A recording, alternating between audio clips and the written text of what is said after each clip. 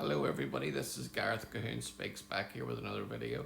I'd like you to hit the subscribe bar or give me a thumbs up if you like the video, or hit the notification bell to be notified when I post my next post. Or otherwise you can donate to my ministry and the charities that I support at garethcahoon3 at gmail.com on PayPal. This video was sent to me by one of my friends on YouTube, and I just want to thank him for sending it to me. And Bob, whoever you are, just I really appreciate you sending me this. It's called If I Were the Devil by Paul Harvey. You have to remember now that this was written back in April 3rd, 1965, and how prophetic is it for these times that we are living in right now. If I Were the Devil by Paul Harvey.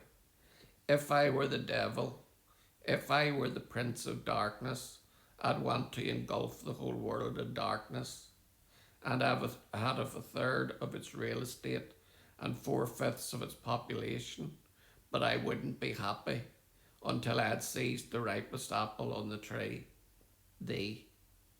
So I'd set about, however necessary, to take over the United States and the world. I'd subvert the churches first. I'd begin with a campaign of whispers with the wisdom of a serpent. I would whisper to you as I whispered to Eve, do as you please. To the young I would whisper that the Bible is a myth. I would convince them that man created God instead of the other way around. I would confide that what's bad is good and what's good is square. And the old I would teach to pray after me, Our Father, which art in Washington. I'd then I'd get organized. I'd educate authors on how to make lurid literature exciting, so that anything else would appear dull and uninteresting. I'd threaten TV with dirtier movies and vice versa.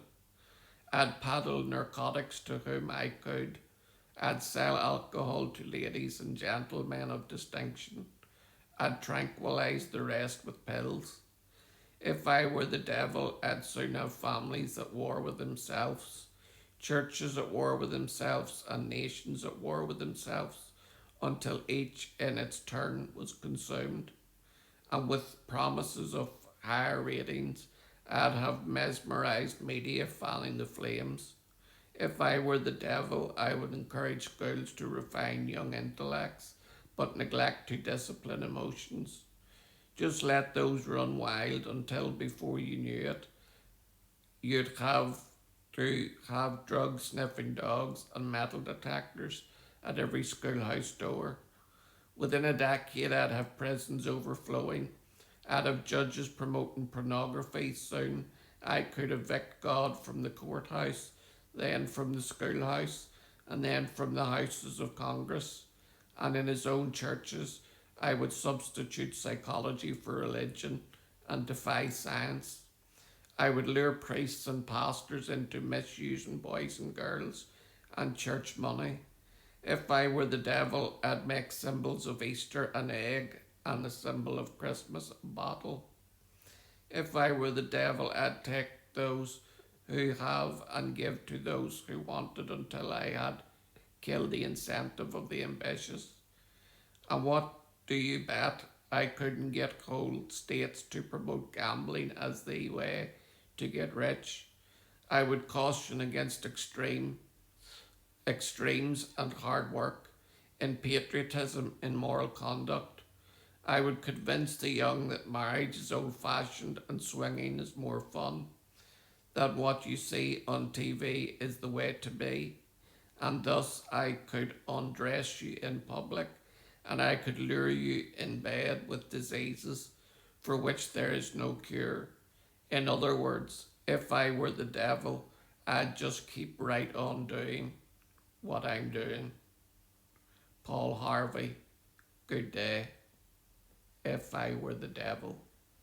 Shalom, Maranatha. and hallelujah.